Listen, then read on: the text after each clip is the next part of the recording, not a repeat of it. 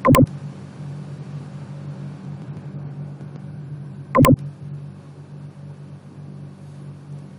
Students, my name is Avinash Gupta. मैं JP Dholpur की electrical engineering की फैकल्टी। आज से हम पावर इलेक्ट्रॉनिक्स की क्लासेस स्टार्ट करेंगे। यहाँ पर हम देखेंगे कि सबसे पहले लेक्चर में मैं बताऊंगा कि पावर इलेक्ट्रॉनिक्स में क्या क्या आपके सिलेबस के अंदर है, पावर इलेक्ट्रॉनिक्स हमारे क्या रिलेवेंट है, इसकी क्या एप्लीकेशन है, हम पावर इलेक्ट्रॉनिक्स को क्यों पढ़ते हैं। ठीक है। इलेक्ट्रिकल इंजीनियरिंग में इलेक्ट्रिकल इंजीनियर जो होते हैं वो जनरली हम 230 वोल्ट के ऊपर हमारा काम स्टार्ट होता है। लेकिन अगर हम केवल इलेक्ट्रिकल इंजीनियरिंग के थ्रू ही काम करेंगे तो हमें चीज़ों को कंट्रोल करने में थोड़ी दिक्कत आएगी, क्योंकि मैनुअली हम हर चीज़ को कंट्रोल नहीं कर सकते।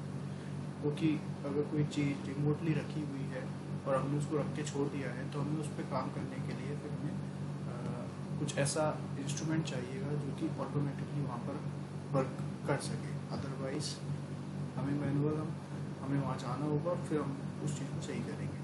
तो पावर इलेक्ट्रॉनिक्स जो डिवाइस होती है वो आपकी लो वोल्टेजेस पे कार्य करती है और हाई फ्रिक्वेंसी पे कार्य करती है। मतलब और बेसिकली इनका जो काम होता है वो होता है कि पावर को एक फॉर्म से दूसरी फॉर्म में कन्वर्ट करना, या फिर उसकी फ्रीक्वेंसी बढ़ाना, या उसकी फ्रीक्वेंसी कम करना, या फिर उसके वोल्टेज को कंट्रोल करना।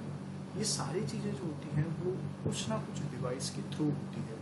इसमें हम उन सारी डिफरेंट टाइप्स ऑफ डिवाइसेस को पढ़ते हैं जो कि हमारे कहीं ना कहीं किसी न किसी तरीके से काम आती है। जैसे कि सबसे पहले पावर सेमीकंडक्टर डिवाइस हो जाता है। तो ये सेमीकंडक्टर डिवाइस हो जाता है जो कि हमारी वोल्टेज को कंट्रोल करने के काम में आ जाती है।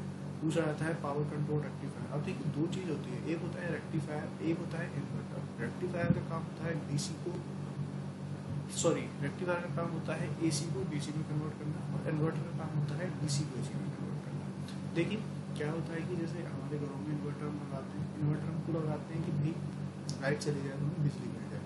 लेकिन उस इन्वर्टर के साथ हम क्या लगाते हैं, बैटरी लगाते हैं। तो उस बैटरी में जो एनर्जी स्टोर होती है वो DC की फॉर्म में स्टोर होती है, तो वो वहाँ पर एनर्जी स्टोर होती है। फिर लेकिन हमें घरों में इलेक्ट्रिसिटी चाहिए, तो घरों में इलेक्ट्रिसिटी जो मिलती है हमें AC की फॉर्म में मिलती है। तो उस DC को AC में कन्वर्ट करने के लिए हम इन्वर्टर को यूज लेते हैं।